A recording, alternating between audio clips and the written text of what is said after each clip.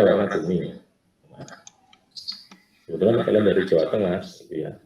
Jawa Tengah itu kan tidak ada bendera kuning, artinya bendera putih untuk menimbulkan, untuk menandai orang musibah.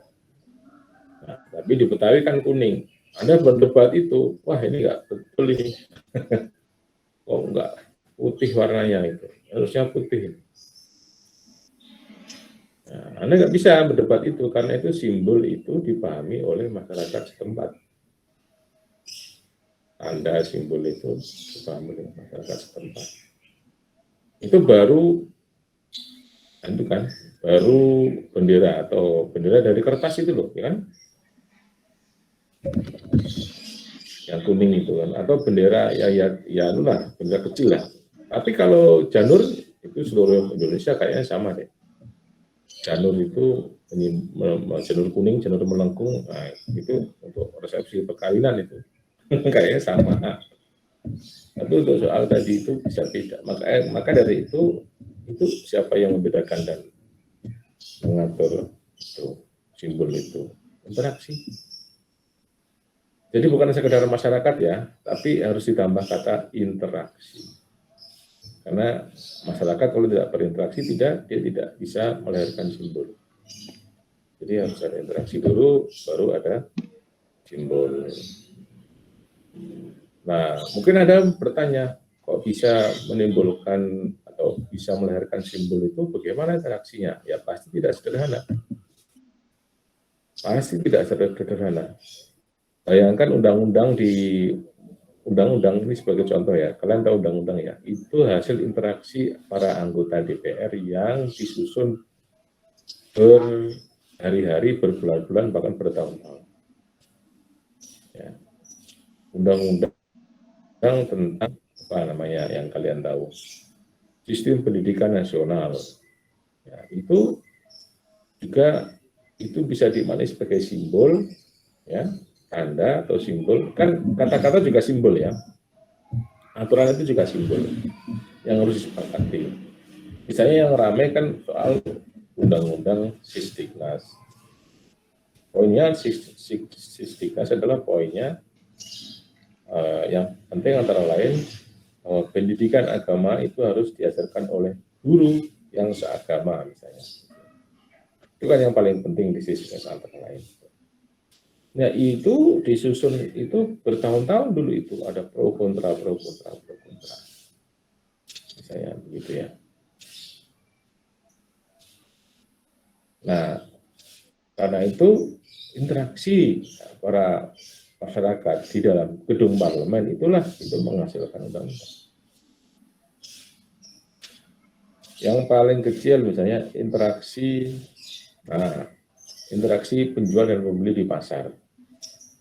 Itu pada akhirnya akan menghasilkan satu simbol ini ya, memang ini agak sulit dipahami, tapi simbolnya ini sifatnya halus, simbolnya mungkin sifatnya tidak tampak, tapi berlaku, yaitu soal misalnya nilai tukar. Harga bakwan kan sampai hari ini belum nemu saya satu bakwan itu 5.000 kalau tukang gorengan.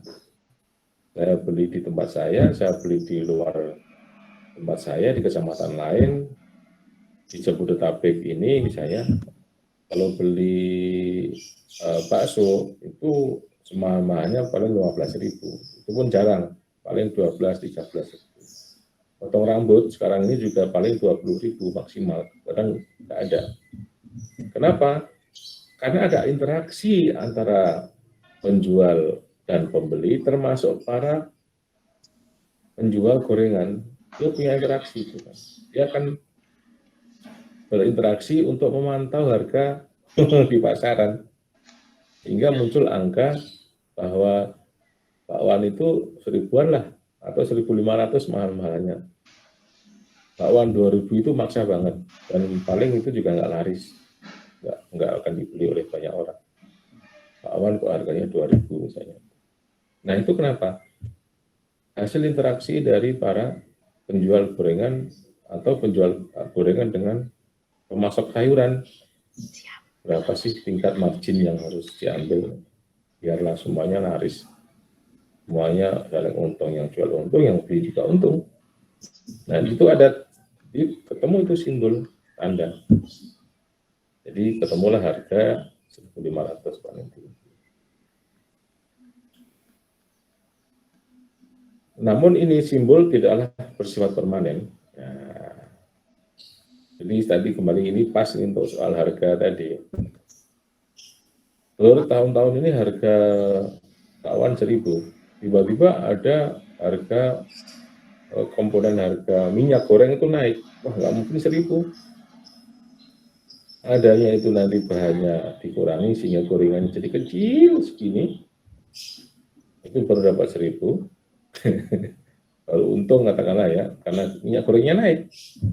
Atau kalau tidak ya harganya dinaikin supaya tetap bahannya sama, modalnya sama, rasanya sama, gitu. Namun untuk mengantisipasi kenaikan komponen minyak goreng itu yang naik, maka ya harus dinaikkan harganya.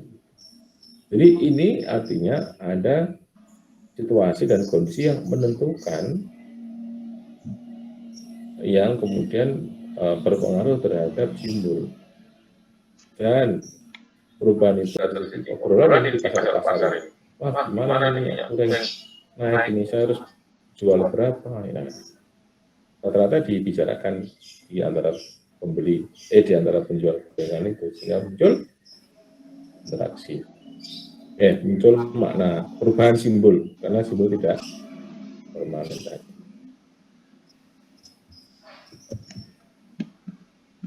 Nah, berikutnya etnometodologi.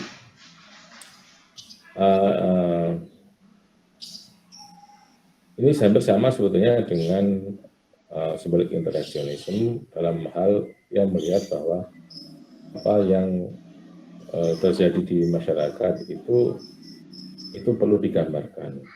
Ya, jadi etno itu artinya tribes, atau artinya kesukuan, artinya suku ya, apa yang terjadi di masyarakat. Suku itu berarti mengandung makna masyarakat. Suku Baduy jadi masyarakat Baduy, suku Betawi masyarakat Betawi, suku Sunda masyarakat Sunda. Jadi apa yang terjadi di masyarakat itu, nah kemudian itu digambarkan. Nah, ini menjadi apa tadi juga metode interaksi. Kalau itu metodologi ini. Jadi apa yang berkembang di masyarakat itu, yaitu yang kemudian dijadikan dasar interaksi. Misalnya orang Betawi ini sudah kadung makan nasi uduk kalau pagi hari, gitu ya. Harapannya nasi uduk. Nah itulah yang dilekatkan pada masyarakat Betawi. Jadi tidak bisa dipaksa orang Betawi itu makan nasi kuning.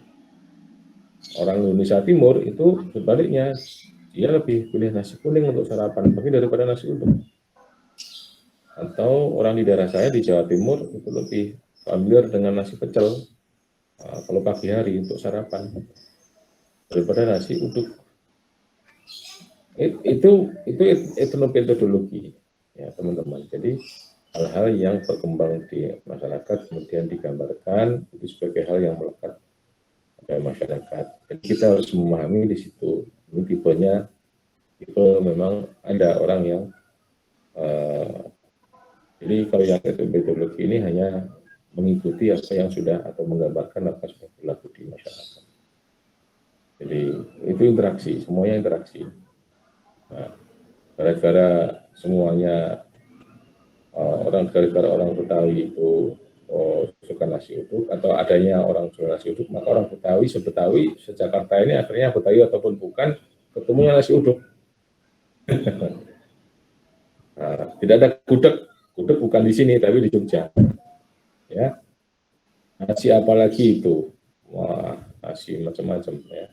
Kalau pagi-pagi itu sarapan. Nah, itu setiap suku mempunyai kekhasan masing-masing kan.